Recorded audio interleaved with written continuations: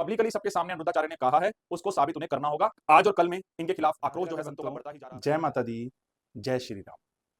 भक्तों, आज हम सनातन धर्म चैनल में एक ऐसे विषय की बात करेंगे जो समय के साथ साथ गंभीर होता जा रहा है। जी हाँ, आज जैसा कि आपने थंबनेल में पढ़ा होगा, आज हम बात करेंगे अनिरुद्धाचार्य जी के बारे में। अनिरुद्धाचार्य जी आज किसी पहचान के मोहताज नहीं है। एक प्रसिद्ध कथावाचक होने के साथ साथ विवादों में व मीम्स के लिए सबसे ज्यादा मशहूर हो रहे हैं। इनकी कथा करोड़ों लोग सुनते हैं। ये कथा स्थल पर भी होती है, इनके यहाँ खुद के भी और बाहर जाकर भी करते हैं। यानी स्वयं वृंदावन में इनका गौरी गोपाल आश्रम है, वहां पर और बाहर जाकर भी ये करते हैं। और टीवी पर तो आप समझ लीजिए कितने लोग इन्हें सुनते हैं। लेकिन इन्हें विवादों के लिए आजकल ज्यादा जाना जा रहा है, कथा से भी ज्यादा।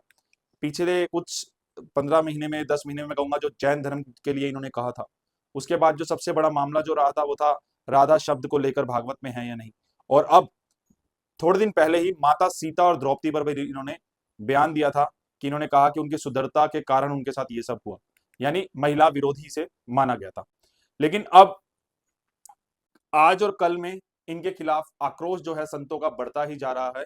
इनके यहाँ होने वाले प्रश्न उत्तर जो प्रोग्राम होते हैं, उसमें भी काफी बार देखा गया है कुछ ऐसी लाइंस आती हैं जो मतलब एक संत समाज को अच्छी नहीं लगती, एक सभ्य समाज में भी अच्छी नहीं लगती। इनके कुछ अजीब प्रश्न भी होते हैं। एक 70 को 17, 17 को 70 को 17 कैसे बनाए, उसमें आकर डंडा लगाना, मतलब एजुकेशन से भी अजीब है। तो इसके मीम्स बन जाते हैं, जो कि क्योंकि ये ज्ञानी है, क्योंकि इन्होंने अपनी कथा वाचन में ज्ञान को पढ़ा है, लेकिन अज्ञानी जैसा शो ना करें। और आपको पता है आजकल काफी लोग हैं जो धर्म से दूर हो रहे हैं, और खास तौर से नई पीढ़ी।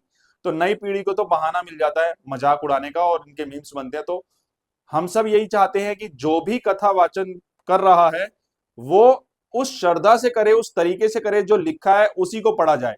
कई बार बड़बोलेपन में कथा करते समय में कुछ ऐसी बातें कह जाते हैं जो कि लाइव अगर आप पूरे देश में जा रहे हैं तो आपको ध्यान रखना जरूरी है। इनके जो प्रश्न उत्तर हैं उनमें भी अगर, क्योंकि ये शूट तो आप ही करते हैं, तो अगर कहीं आपको लग रहा है कि ये समाज में नहीं जाना चाहिए तो उसे रोक देना चाहिए। और आज के समय में कथावाचक जी के ऊपर जो अनिरुद्धाचार्य जी के ऊपर जो इल्जाम लगा है वो बहुत ही बड़ा है। इसमें उन्होंने अभी 3 तारीख को जो कथा हुई है, ऐसा कहा जा रहा है, तो एक शिमारो टीवी पर इनकी कथा आती है, उसमें इन्होंने कथा के बीच में कहा है कि भगवान कृष्ण और भगवान शिव रिश्तेदार है। अब वो रिश्तेदार भी कैसे हैं? उन्होंने कहा कि जो भगवान श्री कृष्ण है उनकी शादी उज्जैन में हुई थी, तो उज्जैन में होने के कारण ये जो शिव शंकर है वो इनके साले लगे। इस तरह के शब्दों के प्रयोग के बाद ये जो बयान आया, संतों के अंदर काफी गुस्सा है, जिसके चलते मथुरा में बहुत तेजी से आज और कल में विरोध प्रदर्शन हुए हैं। अनिरुद्धाचार्य की जो ये टिप्पणी के खिलाफ ये जो निरंजनी अखाड़ा है वो मथुरा के एसएसपी कार्यालय पर भी पहुंचा, और वहां पर उन्होंने लिखकर कहा कि इनकी कथा को रोका जाए, यानी अनिरुद्धाचार्य जी की कथा के प्रवचनों को रोका जाए। उन्होंने भगवान श्री कृष्ण के बारे में विवादित टिप्पणी करने के खिलाफ कार्रवाई की मांग करते हुए ज्ञापन भी सौंपा है, एप्लीकेशन भी दी है। परम ज्ञान आश्रम के संतों ने उनके कथा वाचन के जितने भी हो रहे हैं पूरे देश में उसको बंद किया जाए। और संतों का नेतृत्व कर रहे, जो इनके जो मेन थे, जो नेतृत्व कर रहे थे, वो परवेश्वरानंद पुरी, इनका नाम है परवेशानंद पुरी। इन्होंने अपना बहुत गुस्सा दिखाया कि अब माफी भी आएगी तो उसे एक्सेप्ट नहीं करेंगे, कि आप जब भी कुछ बोलते हैं तो आप उसे बताइए। अब आपने बोल दिया लाइन, तो ये कहाँ लिखी है, किस कथा में लिखी है कि भगवान श्री कृष्ण का विवाह उज्जैन में हुआ और शिव जी इनके साले लगे? ये लाइन आप बताइए कहां पर लिखी है, ये आपको बताना पड़ेगा, वरना सनातन धर्म से इस तरह का खेल बर्दाश्त नहीं करेगा। उन्होंने कहा कि इस तरह की टिप्पणियों से सनातन धर्म से जुड़े लोगों की जो भावनाएं हैं वो आहत होती हैं। इसके बाद इन्होंने कहा कि पिछले कुछ दिनों में भी हमने देखा है कि हमारे धर्म का अपमान करने के लिए अलग अलग तरह की टिप्पणियां की जाती हैं। हाल ही के दिनों में चाहे वो प्रदीप मिश्रा जी ने की, ये सब देखा ही है। तो उन्होंने कहा कि अनिरुद्धाचार्य जी जो कि जानते हैं कि मैं जो बोल रहा हूं उसे करोड़ों लोग सुन रहे हैं, यानी ये जानते हुए भी कोई ऐसा बयान दे रहा है, तो उसकी या तो मनोस्थिति ठीक नहीं है या उसने सही से धार्मिक ग्रंथों को नहीं पढ़ा है। क्योंकि कहीं भी ग्रंथ में जो चीज नहीं लिखी है वो ना बोले, ये रिक्वेस्ट की जा रही है। संतों का मानना है कि इस तरह के जितने बयान हैं वो उनकी मान्यताओं की पवित्रता का उल्लंघन करते हैं। संतों ने सनातन संस्कृति का अपमान करने वाले किसी भी व्यक्ति का विरोध करने की कसम खा ली है। उन्होंने कहा जो भी अब सनातन के खिलाफ बोलेगा हम उसका विरोध करेंगे, क्योंकि हमारी जो नई पीढ़ी है वो दूर होती जा रही है। उन्होंने चेतावनी दी है कि अगर अनिरुद्धाचार्य का कथा वाचन को जल्द से बंद नहीं किया गया तो अपना विरोध वो और भी तेज करेंगे और पूरे देश में करेंगे। उन्होंने कहा हमारी संस्कृति का अपमान करने वालों का हर संभव विरोध किया जाएगा।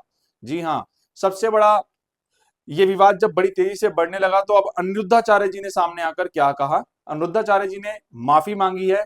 उन्होंने पर एक अजीब सी माफी मांगी है कि मुझे तो पता ही नहीं कि मैंने क्या कहा और लेकिन माफी क्या मांगी है मैं आपको उनकी शब्दों में बताता हूँ। अनिरुद्धाचार्य ने संत समाज से माफी मांगते हुए क्या कहा है। उन्होंने कहा कि अगर संतों द्वारा जो बात कही जा रही है, जो मैं सुन रहा हूं, मैंने इस तरह की बात पहले तो कही नहीं है।